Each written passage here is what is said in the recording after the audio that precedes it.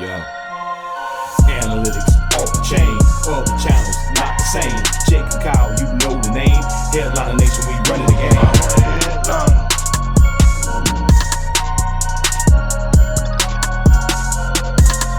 I'm a headliner. What is going on, Headliner Nation? Jake, Fantasy Headliners. Hopefully everybody's doing well out there. Today we're talking about some quarterbacks for Week 10 and who should we start and who should we sit. Now we're going to get into every player, every matchup, every game, every week. However, before we do and get into Week 10, how did we do here in Week 9? It wasn't all bad. Out of the 24 quarterbacks we gave a start or sit designation to that completed their games this past week, 16 were correct for an accuracy percentage of 67%. That includes some big-time studs that you always start that absolutely crap the bed, like Joe Burrow, Patrick Mahomes. Had some good hits, though, with Teddy B, Jimmy Garoppolo. We had Daniel Jones as the sit last week. A lot of people wanted to start him with some weapons coming back. We were not some of those people, so we had him as a sit, so he was a hit for us as well. But before we get into everything here for Week 10, you got to do me a favor. Tell me, do you like money? I asked this question in the running back episode, but maybe you missed it. If you like money, hit the like button because we're giving away $500 cash to someone who signs up for Prize Picks here in the month of November. All you got to do, create a new account at prizepicks.com or download the app. Use that referral code Headliners when you do so. Make the initial $20 deposit minimum. We'll match your deposit all the way up to $100, so you're already getting free money. And then you can have some fun with us here this month, making some bets, making some extra money. Plus, you'll be entered into that giveaway, so don't miss out on that. Like I said, link down below. But now is the time that we head into Week 10, and we're going to kick it off Thursday Night Football with the Baltimore Ravens and Miami Dolphins. And on one side, you have Lamar Jackson, who you know is an automatic must start every single week. He was last week's quarterback 1 overall, depending on your scoring. He had his second highest pass attempts he's had in a game all year long, and his most rushing attempts. Dude had 21 carries for 120 yards. He also threw for 3 touchdowns. He's got the likes of Hollywood Brown, Rashad Bateman, Mark Andrews, that they're going to raise his ceiling weekly. In fact, I'm going to head over to Prize Picks here right away. I'm going to smash the over on the passing prop for Lamar Jackson, which is currently set at 230.5 passing yards. That's a number in which he's passed all but 1 week here this season. Love that play. He's an automatic start. For Miami, is it Tua? Is it Jacoby Brissett? We're still kind of unsure. We really don't know what to expect here in Miami, but regardless, I'm not overly excited to start either one of these guys here this week. There's no Devontae Parker. That's going to take away some of the weapons. We already know about Will Fuller. He's perma-hurt. We know that Tua, no matter what, even if he does play, will not be 100% healthy, which could limit his upside just to begin with. Baltimore allows right on 18 fantasy points per game, but honestly, I kind of worry about the protection in the pocket here. They struggle from giving up way too many sacks in Miami, and in my opinion, it's not worth the risk on Thursday Night Football. I don't care who starts for Miami. They're both going to be a sit. But just like I do in all my other shows, here we go. It's time to hip thrust it over to Sunday Football, where we have the Atlanta Falcons and Dallas Cowboys. And cool, apparently Matt Ryan is better without Calvin Ridley. I mean, he's been dominant in 2 of the last 3 games he's been without him. Last week, 343 yards, 2 touchdowns, no interceptions. And dude also had a rushing touchdown. I mean, Matt Ryan is actually averaging over 18 fantasy points per game on the season. He's only 11 fantasy points away from being inside the top 12, and he's already had his bye week. Another guy. I'm heading over to Prize Picks right now, and I'm smashing the over on his passing prop, which is currently set at 275.5. It's a number in which he's beaten 4 out of the last 5 weeks. Going to definitely start Matt Ryan, who's going up against Dallas. They have right around 20 fantasy points per game, and Matt Ryan's starting to spread the ball around, right? Olamide Zaccheaus, Russell Gage, Kyle Pitts, Cordero Patterson. This could be a definite shootout between them and the Dallas Cowboys. He's going to be a start for Dak.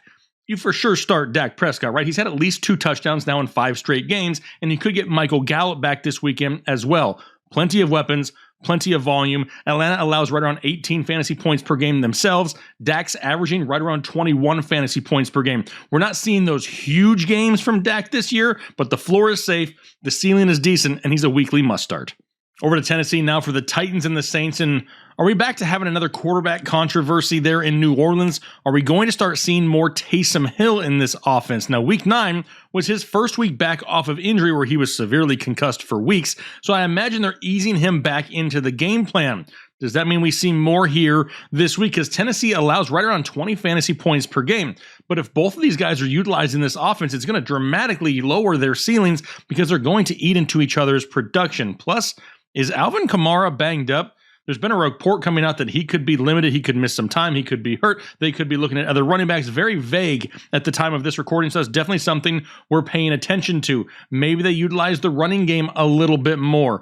Really hard to try to understand what's going on in New Orleans. I have to expect that it's going to be Trevor Siemian. He didn't play horrible, had a costly fumble, but didn't play bad in week 9. I think he still sees the bulk of the snaps in this offense, but with Taysom Hill potentially vulturing touchdowns, going to have to sit both of these guys this week. For Tennessee, Tanny could be back to his safe floor type of play every single week, right? He's got Julio Jones with A.J. Brown, and he really ups the bar himself by rushing the football. I mean, this is a very weak running game now without Derrick Henry, but we're seeing Ryan Tannehill once again kind of take matters into his own hands at times, and we know that he can find success on the ground when he calls his own number. Going up against New Orleans, they live right around 21.5 fantasy points per game, 4th most in the NFL. The ceiling may not be astronomical anymore, but with the safer floor, I'm going to start Tanny.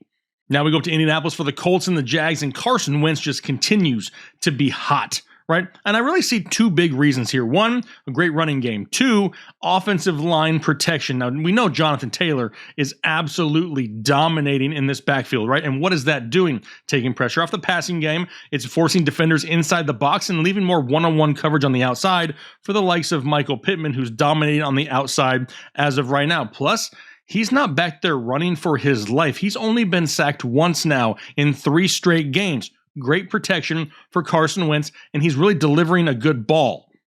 That's what she said.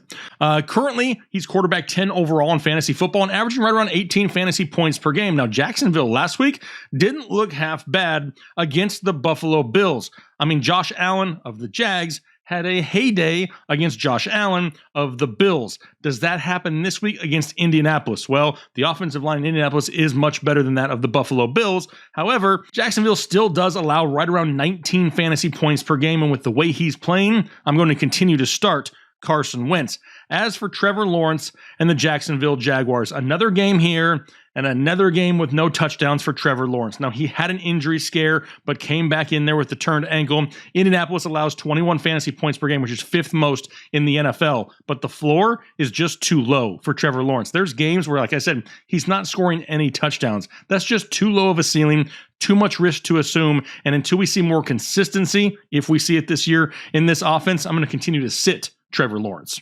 Up to New England now for the Patriots and the Browns, and Odell Beckham leaves Cleveland and Baker goes off. One of the highest rated quarterbacks in week 9 was one Baker Mayfield. He now has at least 2 passing touchdowns in 3 out of his last 4 games played. He was really saved, kind of his stats are a little bit boosted by one deep ball touchdown to one Donovan Peoples-Jones, though, which is not something we can count on every single week. But here is the biggest concern.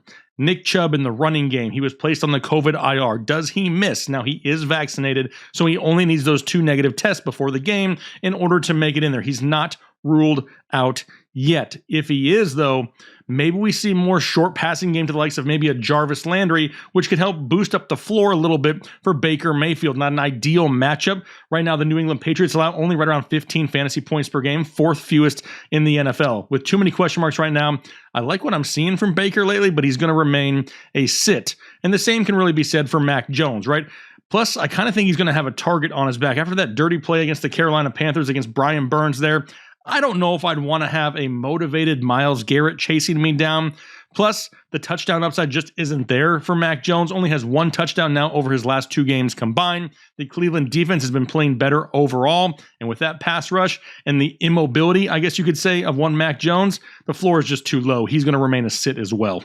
Over to New York now for the Jets and the Buffalo Bills. And you can't sit Josh Allen ever, right? I mean, but last week sucked bad for all Josh Allen owners. It was his first game all year long where he did not score any type of touchdowns. He did have 3+ touchdowns, though, in 3 straight games prior to last week. Now, the Jets allow right around 18 fantasy points per game, and I'm looking for a bounce back here. Like I said, you really don't sit Josh Allen ever. You continue to start him. For the Jets, we're back to Mike White, who's looked good. Even prior to his injury last week, came in, threw a touchdown, looked good. Timing looked great, utilizing his wide receivers. Maybe Mike White is legit. Maybe Mike White is better than Zach Wilson.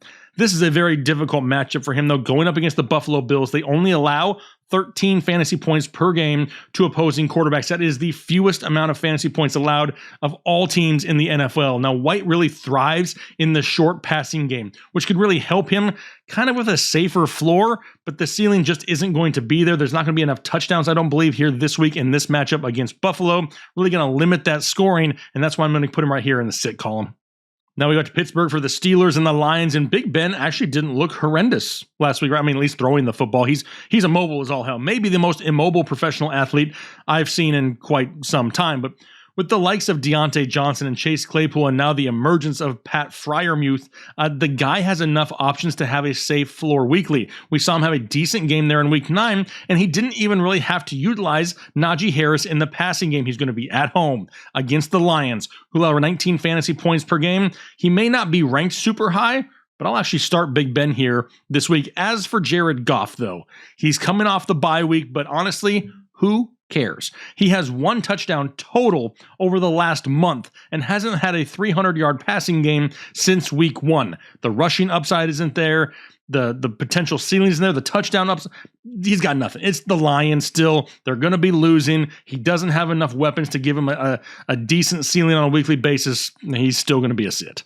Up to Washington for the football team and the Bucs now, and Tom Brady coming off a bye week.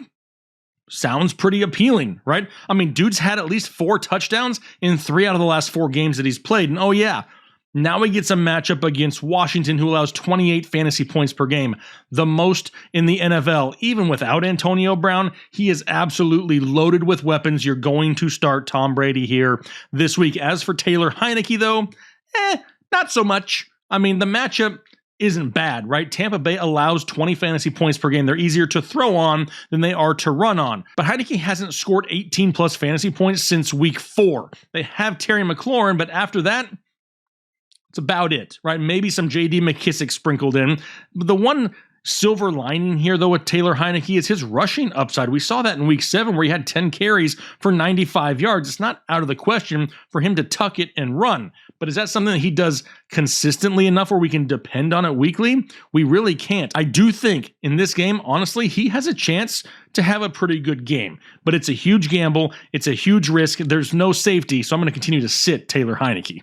Now we go down to the desert, though, for the Arizona Cardinals and Carolina Panthers. And finally, the Panthers have been looking for something wrong with Sam Darnold for what seems like weeks, and they finally found it. A fractured scapula in his throwing shoulder, which is going to put him out for some time, which means we're now looking at PJ Walker time, which is definitely good for the likes of DJ Moore, right? DJ Moore saw 11 targets from PJ Walker in his last full start. What did he do with those targets? 7 catches for 127 yards. Going up against the Arizona Cardinals is not easy, though. They allow right around 15 fantasy points per game, second fewest in the NFL.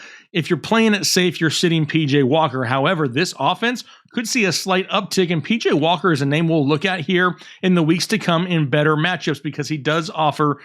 He's got to offer more upside than what we've seen here as of late from Sam Darnold. We don't know exactly how many weeks we'll be without Darnold, but it's going to be a different looking offense with PJ Walker. Could be actually a little bit more exciting here over the coming weeks, but he's going to be a sit this week. For Arizona, we still don't know for sure about Kyler Murray. Do they rest him once again? I mean, they won in week 9 without him. Colt McCoy played pretty good. I mean, they're actually a Super Bowl contender, right? This is not a team that's just fighting to be 500. They're a very good team. Can they beat Carolina without Kyler Murray? I mean, the Panthers allow right around 17 fantasy points per game to opposing quarterbacks, but this really depends on what options you have in the availability of Kyler Murray. If he plays, is he limited? What options does he have? Is DeAndre Hopkins playing? Because that would limit his ceiling as well. If he plays, more than likely you start Kyler Murray. If he sits, I'm not considering starting Colt McCoy. This really just depends his availability going into the weekend and what other options you have. But like I said, if he's 100% healthy, you're going to start Kyler Murray regardless. Vikings and Chargers now, and this is a couple easy ones, right? A couple no-brainers here. You got Kirk Cousins and Justin Herbert, because you better believe it. Right now, I'm feeling so fancy. But both these guys, top 12 quarterbacks here in fantasy football on the year, both finished inside the top 7 here in week 9. Both teams allow right around 17 fantasy points per game or so. They have multiple big play wide receivers on both sides, dynamic running backs, safe floors, high ceilings. Now, obviously, at the time of this recording, we still don't really know what's going on with Dalvin Cook, and I'm not here to speculate and guess and try to see the future. We'll have to wait and see, but as of right now, he's active, he's in the lineup, and that really helps out Kirk Cousins on a weekly basis. So both these guys, Cousins and Herbert, going to be starts. That'll take us over to the Philadelphia Eagles at the Denver Broncos now, and another 2 quarterbacks that we start pretty often, right? Teddy Two Glove, Teddy Bridgewater, and Jalen Hurts. Now for Jalen Hurts, we know we really start him because of what we get from his legs, right? That rushing upside, but now all of a sudden, Philadelphia just decides they want to go heavy running back, right? We're seeing double-digit touches on a weekly basis to Jordan Howard, Kenny Gainwell, Boston Scott.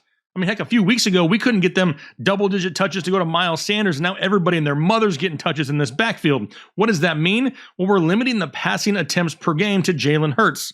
Not necessarily a bad thing, but we're also getting right around 6 fantasy points a week from his rushing upside. So if we're looking for him to try to hit right around that 18 points a week mark, it really means he's only got to go out there and throw for about $150 and a touchdown each and every week in order to hit it.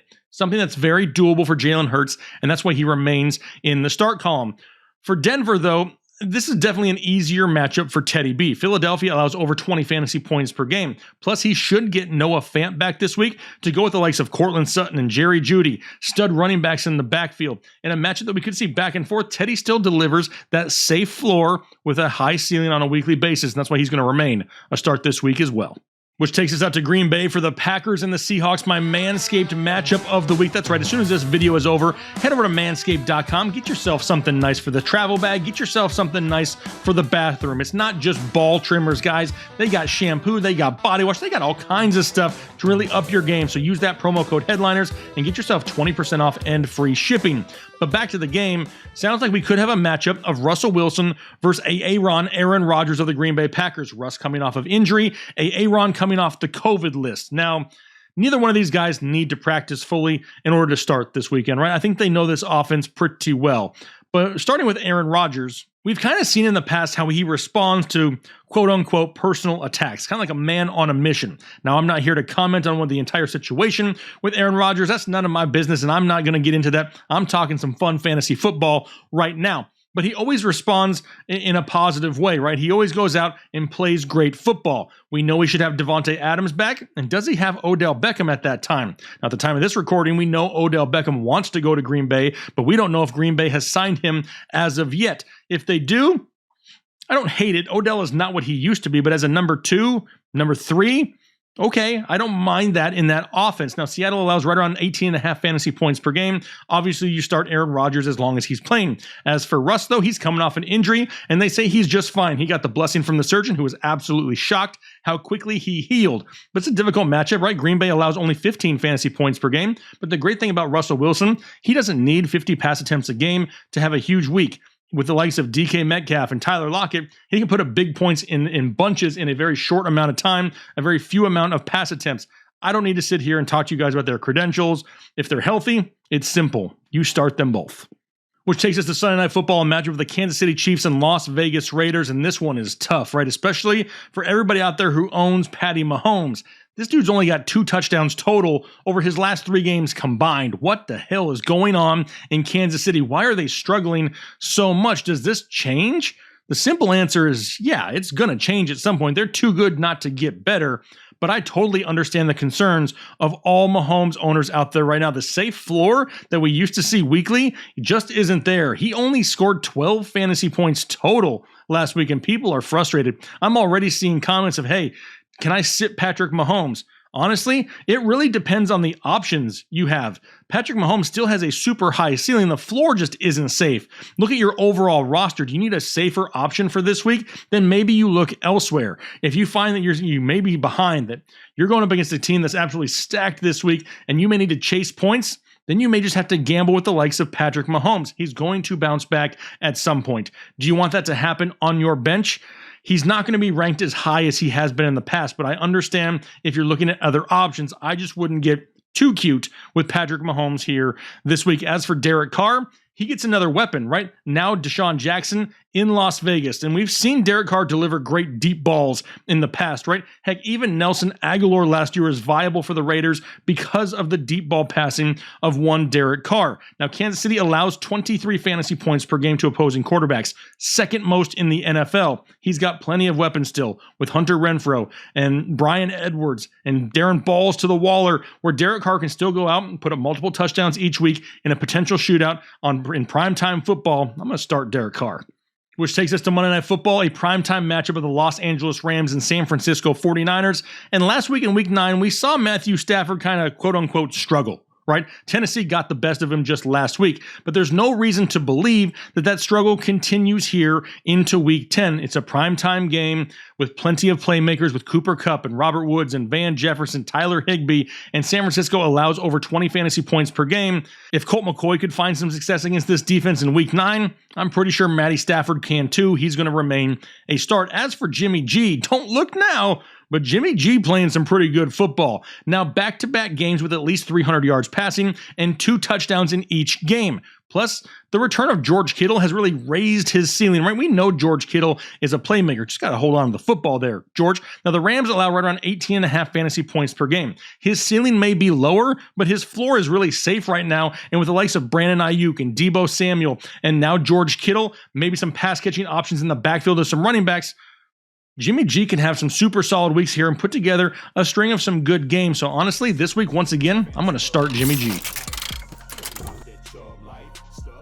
All right, that's going to be all my starts and sits for the quarterback position here, Week 10 fantasy football. Hopefully I was able to help clear up a few questions that you may have about some guys on your roster. But don't forget, we're going to have rankings shows coming out here end of week. So maybe you have 2 guys listed as starts. Don't worry, the rankings will help clarify that a little bit here, a little bit later in the week when we have some more information. But we greatly appreciate the support. Make sure you head over to Prize Picks and get that account set up now so we can make sure to get you entered into that $500 cash giveaway. But hopefully you guys have a great rest of your day, a great week here, and we'll talk to you later. Headliner Nation. I'm a headliner.